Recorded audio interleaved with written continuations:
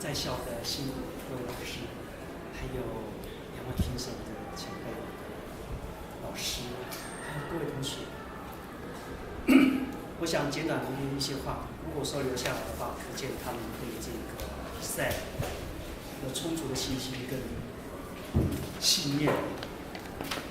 我想第一个就是阿美族的语言是非常非常丰富的，他第一个一上来就要有信心，那个信心度是从哪里过来的？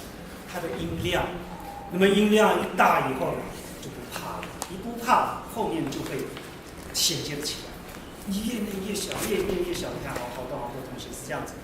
第二个，你看那个我们阿美族的耆老跟那个老妇女，他们在前面在谈的时候，没有麦克风，什么都没有，那么多的那个乡亲在那地方听。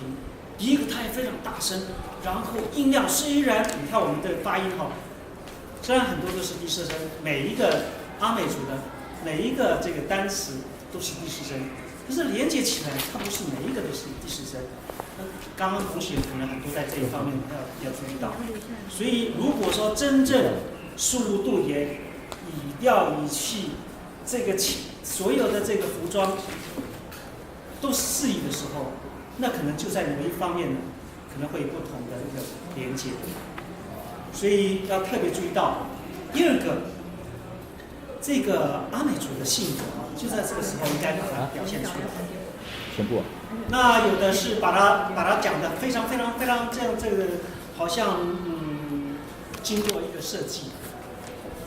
我觉得再自然一点就好。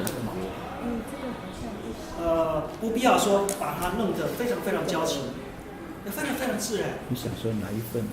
那如果说要真正来评分的时候，各位那个有几个同学在后半段非常棒，那要注意到阿美族的古调，如果说呈现出来的时候，那个味道就更不同，那个音韵更不同。比如说我随便念一下哈，那个古调越多的时候，它的那种声音越会多以那个自然界的。比如说，这个是很多气声跟那个或是的那个声音，你把它连接起来就不一样。所以这一点可能要加强一下。有的人非常平顺，可是呢，在某一点点的音韵的那个古调古韵，如果再呈现出来的话更好。最后，我觉得语言如果是这样的话，我觉得台南我是走过的非常棒的一个县市。所以我觉得，所以在台南来讲的话，是一个很棒的。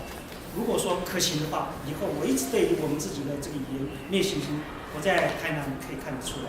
我想老师那个我们的前辈应该他出过字典，从那个地方，我也是从那个地方，他两本，一个这个英方美方音的英方美英方中方美的哈，我都全部把它背起来。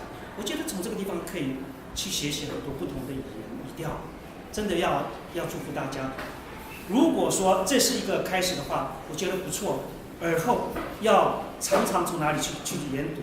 如果以目前来讲的话，我觉得从圣经里面去看一看，因为从这个地方很多的这个连接词啊，什么东西赘词，可以从这个地方去把它连接起来。